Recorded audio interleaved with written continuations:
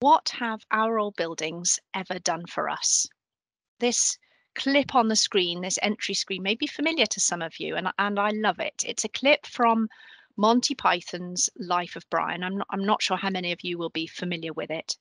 But in it, John Cleese asks the questions, what have the Romans ever done for us? And of course, they did so much.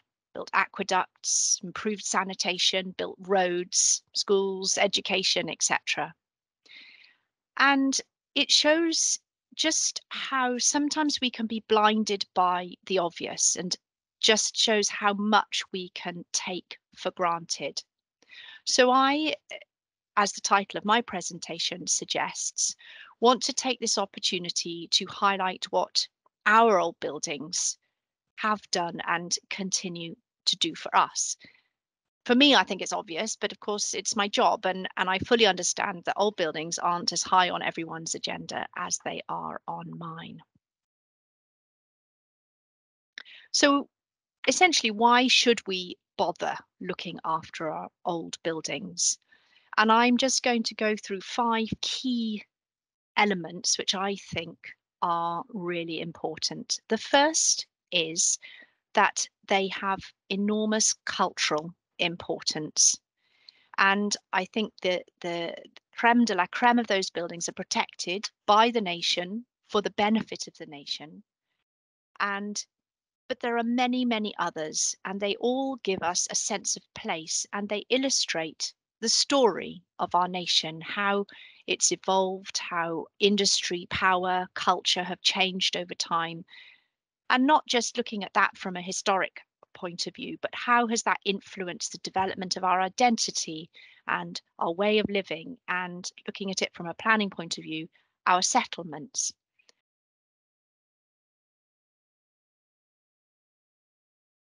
If you take these 3 photos here on the top left, you have Blaenau Festiniog, looking at the industry of the slate mines. And of course, we're all familiar with the industry of the coal mines and how that has shaped our towns, our villages, our cities, and how important that's been to Welsh identity. We've got the Bear on the top right in Crickhowell on a critical trading route through from London to Ireland, Fishguard, a classic toll road, it's not a toll pub, but a classic drover's road and a drover's pub on that route. And that tells of movement across the nation. And then on the bottom left, an aerial picture of Pembroke Castle, and you can see how strategically the city, or it's rather a town, has developed, and how history has played an important role in that.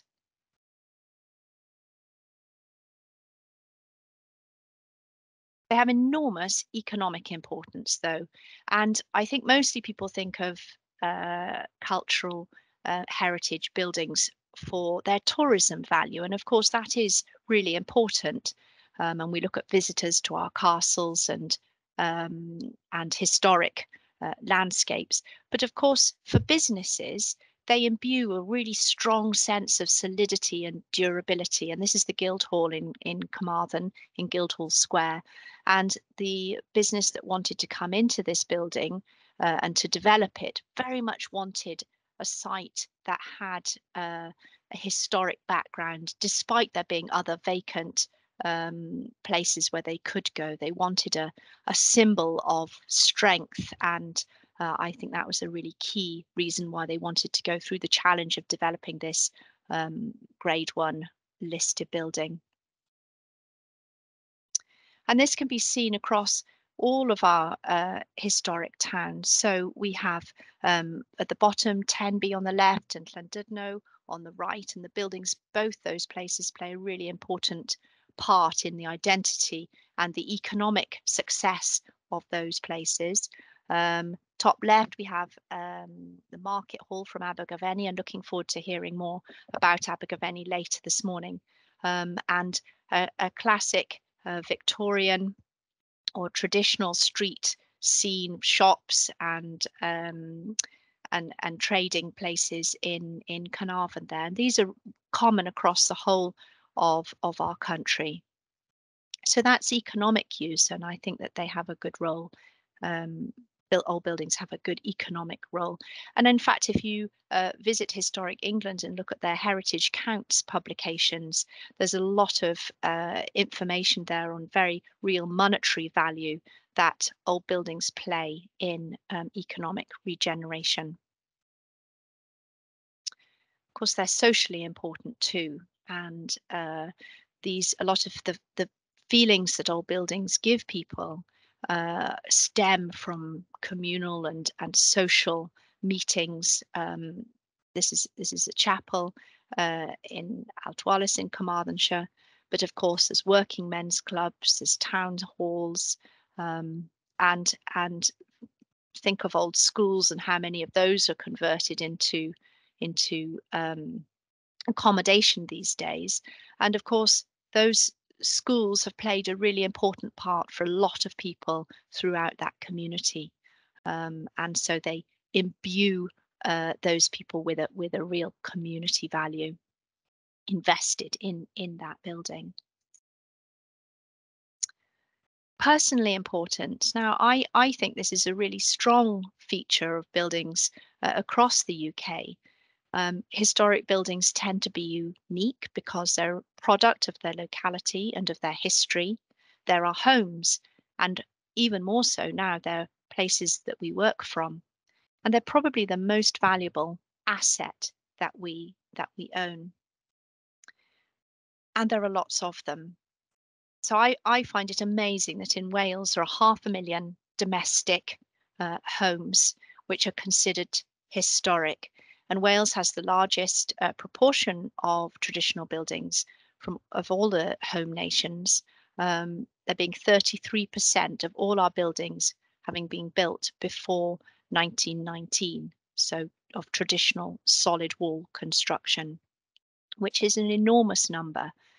And these are the sorts of buildings we're talking about. Everyday buildings that many of us live in.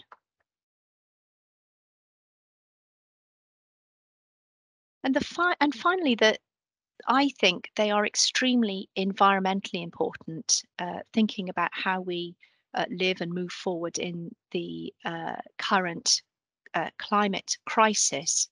So they're durable, and many modern homes have a much shorter guaranteed shelf life.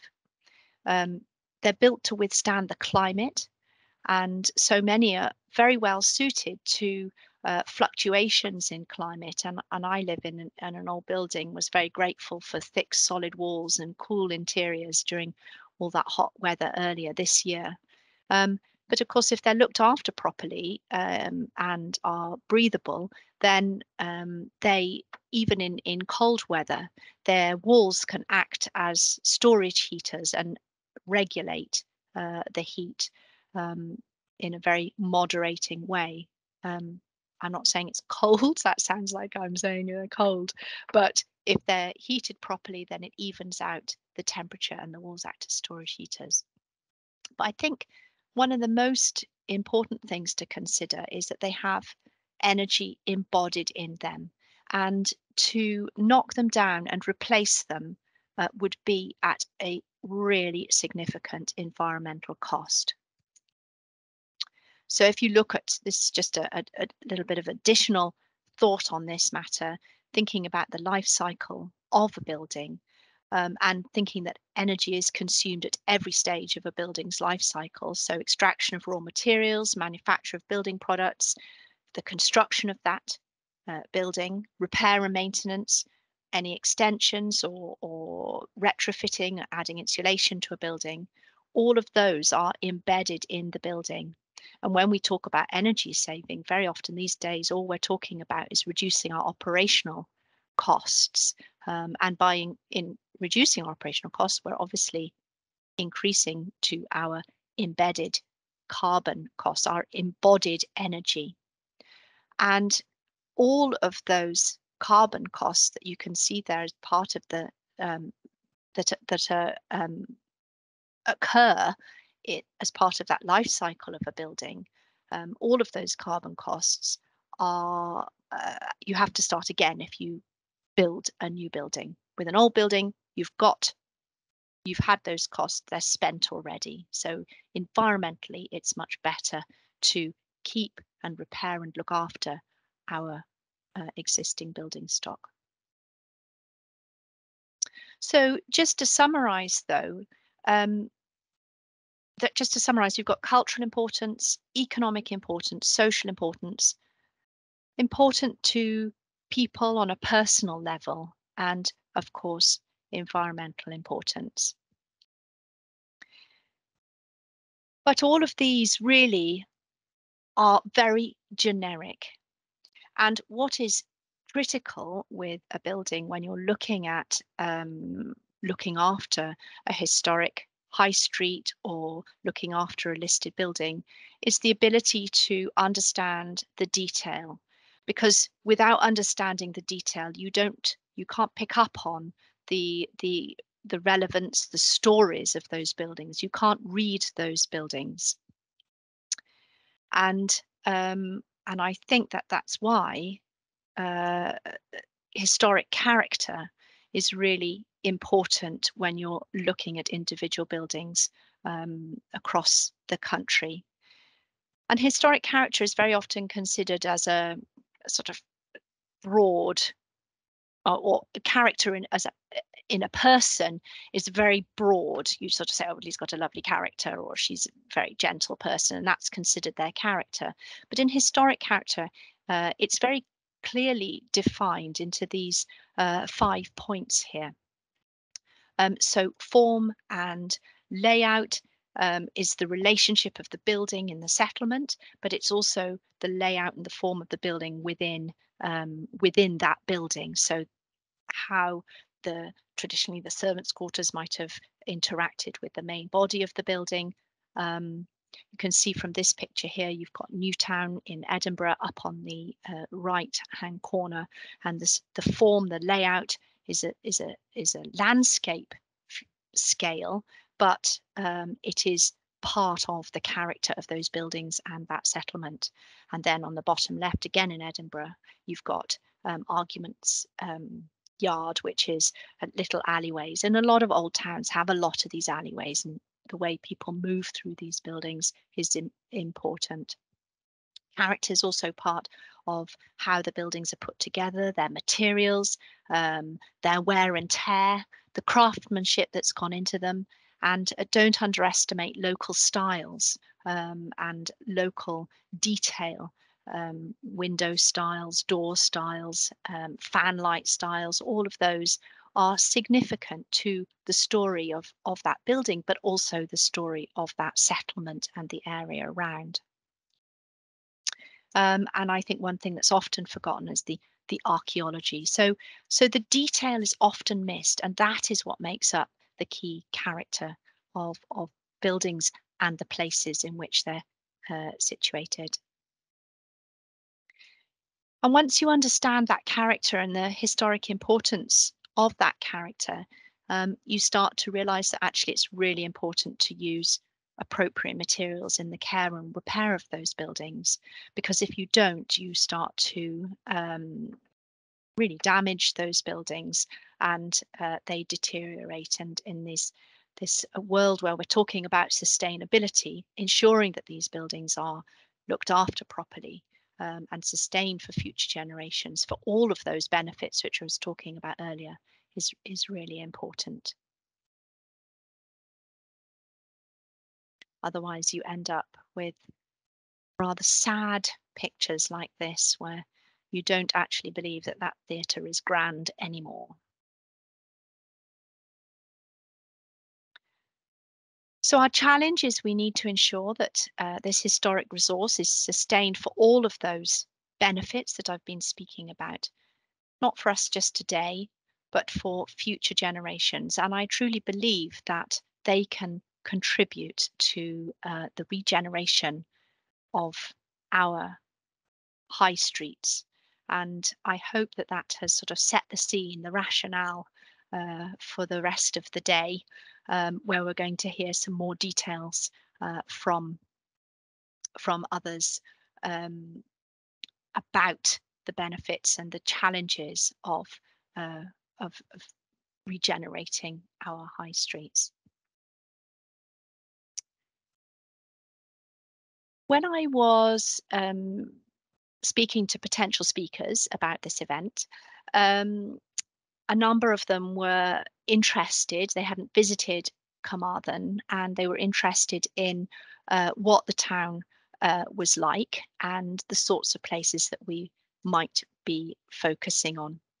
And so we went out and put together a film, and it's a short film, 5 minutes, and I would like to think that it is a really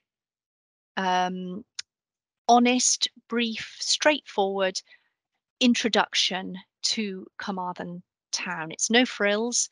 It touches on some traditional features and the benefits of these to the street scene. It also picks up on some issues of maintenance and repair and the reuse of buildings, which I know will be discussed in more detail during the seminar to a lesser or greater extent. So in Carmarthen County Council, we're obviously thinking about Carmarthen and what we can learn from the speakers today, but I'm guessing that Carmarthen's typical of many of the towns that you represent. So I hope this introduction to the sort of place that we're focusing on today is useful in that respect.